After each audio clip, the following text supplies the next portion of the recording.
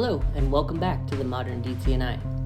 This week, we're continuing our On-Location series featuring Wellston, Jackson, Ironton, and surrounding areas. There's a lot to cover, so let's jump in.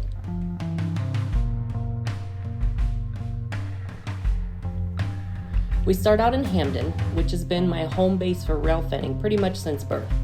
My grandparents lived about 300 feet from the tracks growing up, and today my dad also lives in the neighborhood, and it's usually where I stay when I go back for visits. Hamden was once known as Hamden Junction, and it is where the B&O's Portsmouth branch diverges from the Parkersburg to Cincinnati line. The Hocking Valley, later the C&O, also ran through town on the east side. Although this section of the B&O's Baltimore to St. Louis line is abandoned both east and west of here, short-line railroading has been the name of the game since 1988, with several different carriers operating the line. So here we are in Hamden. When I was a kid, we would walk up this road to the tracks, which are right behind me right now, which I just showed you guys in pictures.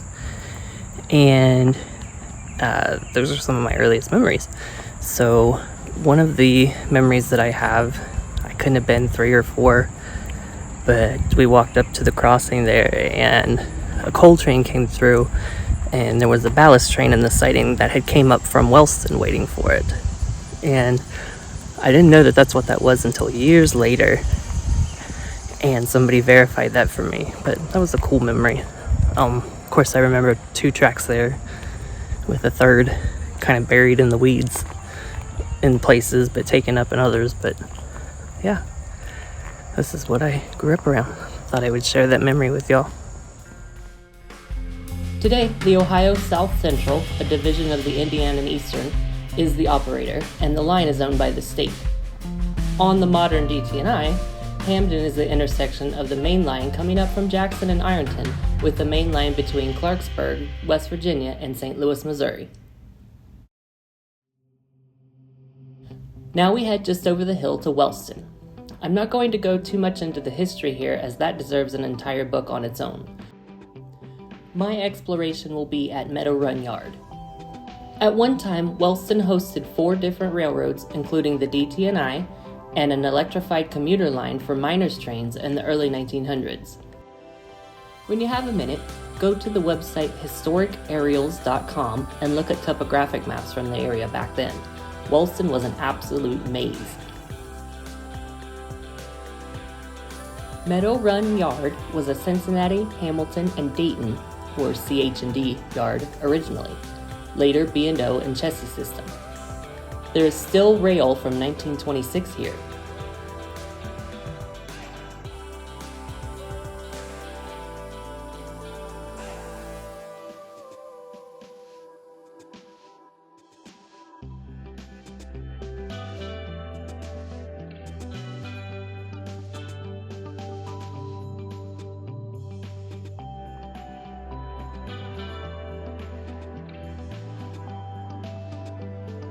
The Ohio South Central is using Meadow Run Yard to store quite a few tank cars, as you can see. Although one lead disappears off into the forest as far as I could see, there was a big tree right in the middle of the gauge, and they had a tank car shoved right against it. Before we go any further, I want to address 2 topics. First, yes, I trespassed in a few places. Always safety conscious, always respectful of equipment, and using good sense. There are plenty of opinions about that out there, but please keep yours to yourself. We don't need to debate on this channel. It isn't illegal activity, so if you do it at your own risk. Second, photo credits. I fully admit I used to have a bad habit of saving pictures without credentials. I'm slowly working on rebuilding that, but if you see a photo I've used of yours and you would like credited, please send me a message or email. For now, I'll list the credits either in the description below or on the photo. If you've helped me with this project in the past, thank you very much. Now we head a few miles down the line to Coalton. Coalton was once the junction of the DT&I, the Hocking Valley, and the CH&D railroads. Until the early 1970s, the CH&D, which had become the B&O, and the Hocking Valley, which had become the C&O, still crossed here. The DT&I was abandoned sometime in the 1930s. In the 70s, the chassis system consolidated the lines to be basically what you see on the modern DT&I map in this area.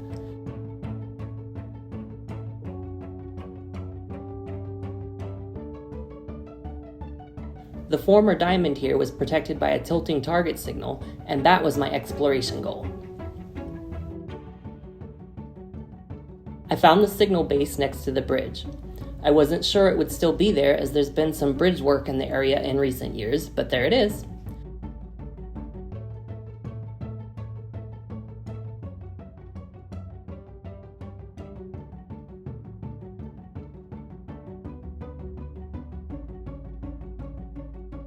I'm told the diamond is still there in the weeds, but I'll have to leave that to be explored in the winter months. Another cool find that I can't believe I've overlooked for all this time were these ex-DT&I coil car hoods, now used as storage for the village. Now we move south to Jackson. While not much remains prototypically, in the modern DT&I world, Jackson is the primary southern headquarters, still serving several coal mines, 2 iron furnaces, the car shops, and many other industries in the area. For our tour, we'll start at the former DT&I car shops. No denying we're in DT&I country here.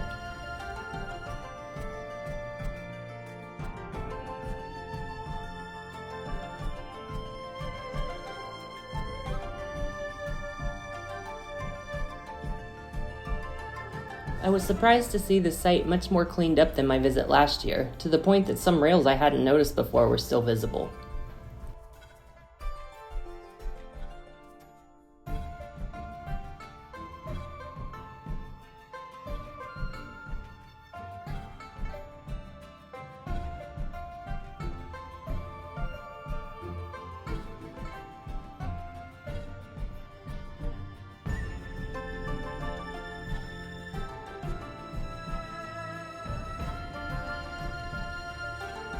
The lighter colored building back there is the former roundhouse.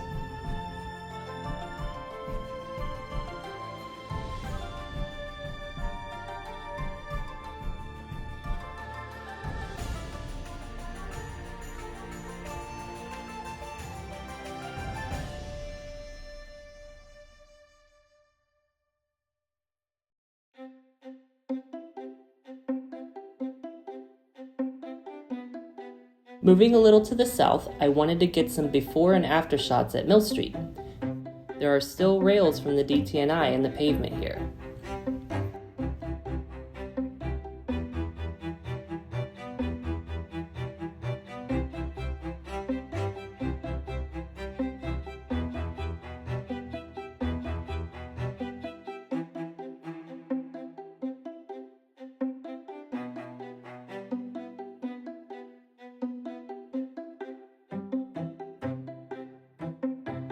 Moving another mile south, we encounter the former Wellston and Jackson Belt, later Hocking Valley, and later Chesapeake and Ohio Depot. It is nicely restored by the Jackson Historical Society. I've been in it a few times too. One of the privately owned cabooses in the area, this one painted for the C&O, also resides here.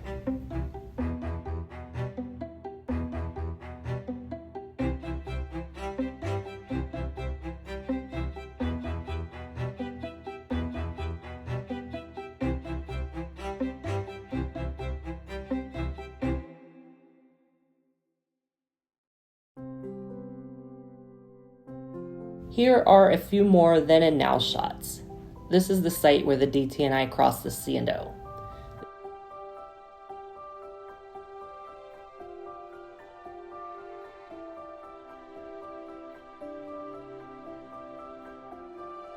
The diamonds in the area all had interesting protection. This one had a high switch target.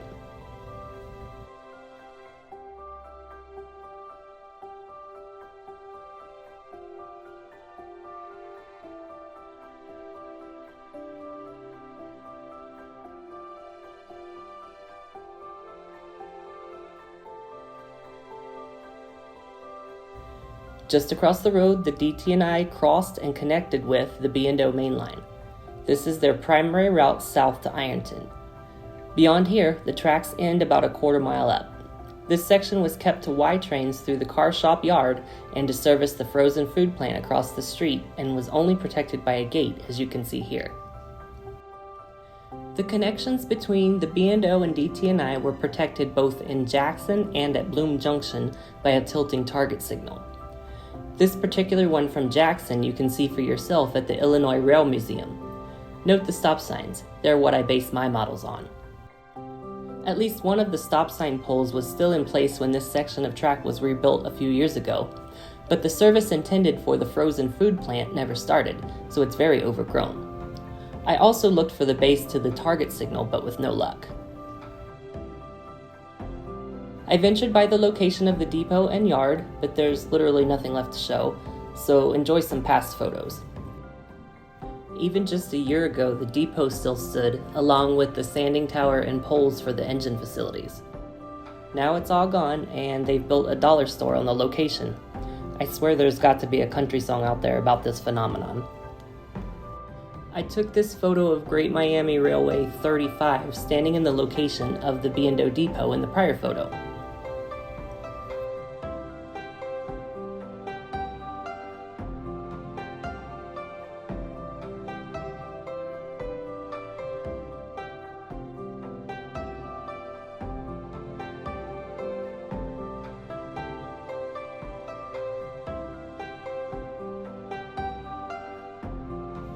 We conclude our Jackson visit with a photo of the very last train out of town on the DT&I, led by GP 40-2 number 407 in 1984.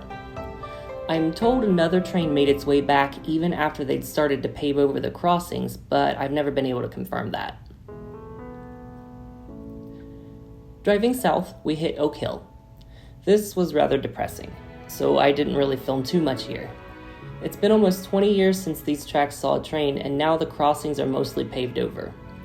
I've actually ridden this section between Jackson and Oak Hill quite a few times between excursions and other trips, and to see it weed covered and forgotten just made me sad.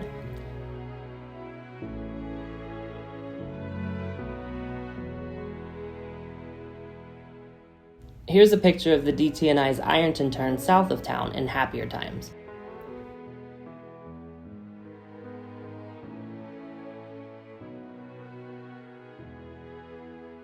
The journey between Oak Hill and Ironton is hilly, curvy, and rural. In the early days of the line, spurs branched off in nearly every hollow to mines and quarries. Clay and refractories make up the bulk of the modern DT&I's traffic on this line, as well as the massive Superior Cement Complex north of Ironton.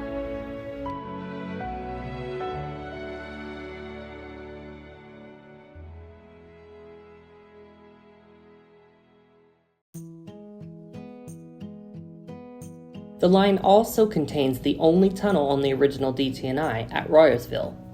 Constructed through a coal seam by the Iron Railway in the 1800s, it remained an operating challenge until the line's abandonment in 1982. On the modern DT&I, Ford finalized his plans to upgrade the south end, and this tunnel was reconstructed with more generous clearances and easier grades on either side. In the 2012 modernization project, the modern DT&I raised clearances to accommodate double stacks and rehabbed and lengthened Royersville siding to hold trains during embargo hours on the street running through Ironton.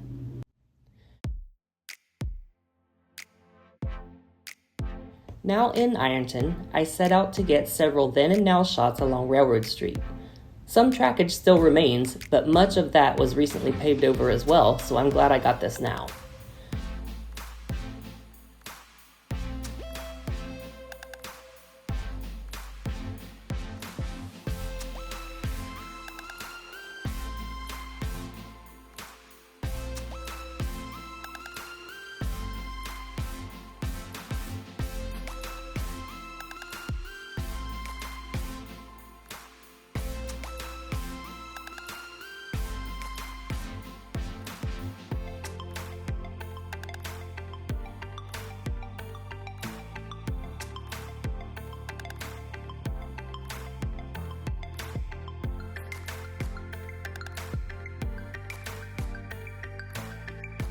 The Dollar Tree in the background is on the site of the former depot passenger tracks.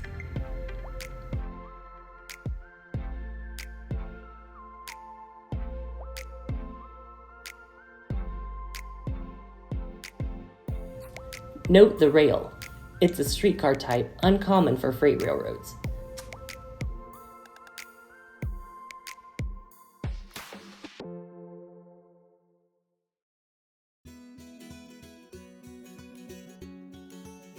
Now I'm standing roughly where the passenger tracks would have been. You can see the N&W depot in the background, which I also explored.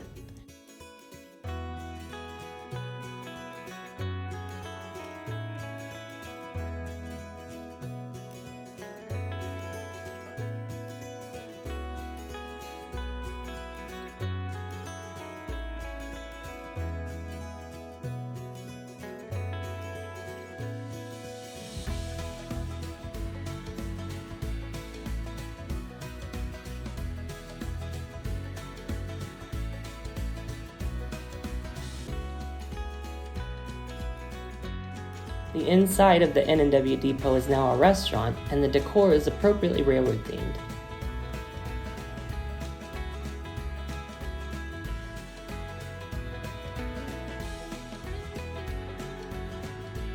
Looking across the N&W, the old right-of-way is still clearly visible.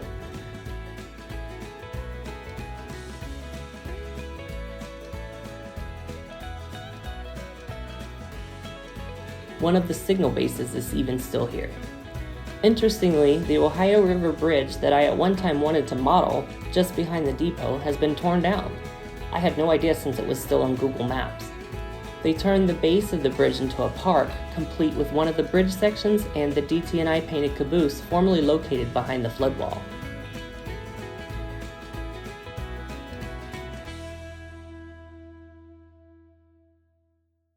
While exploring, a Norfolk Southern manifest came by with 2 AC-44 rebuilds in charge.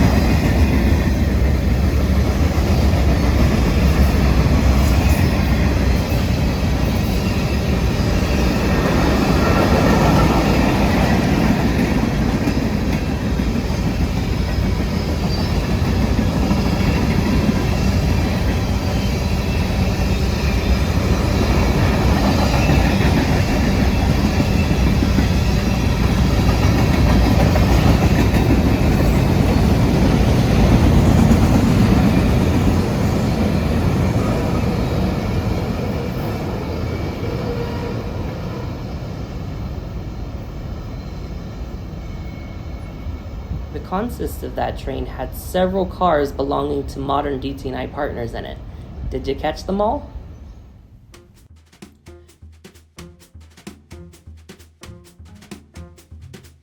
Moving down the line a bit, we find the former DT&I yard and several hundred feet of main line still intact. It's severed just before the water department buildings, but NS still uses it apparently. Nothing here today though.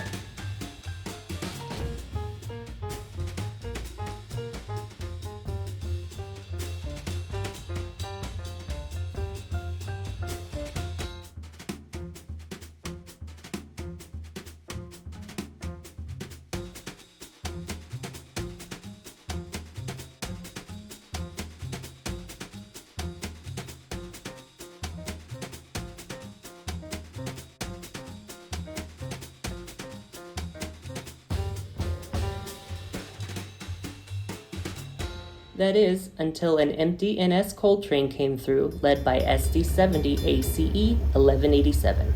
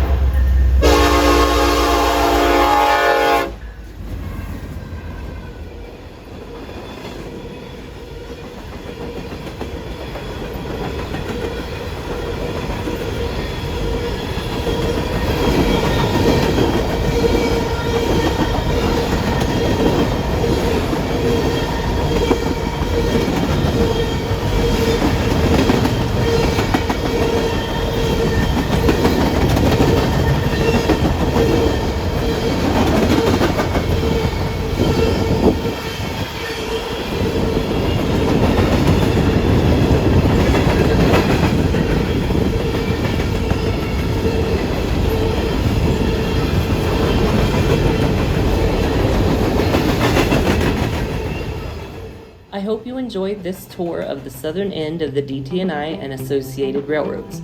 I certainly wish I had known more about the area when I was still living here growing up.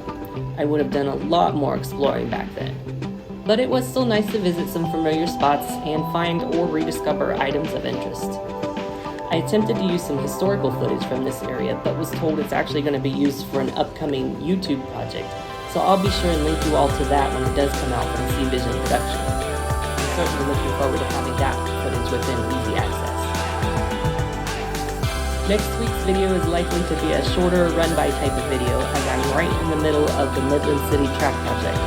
I should have that wrapped up enough to have a nice September layout update video for the week after that. Until then, happy railroading!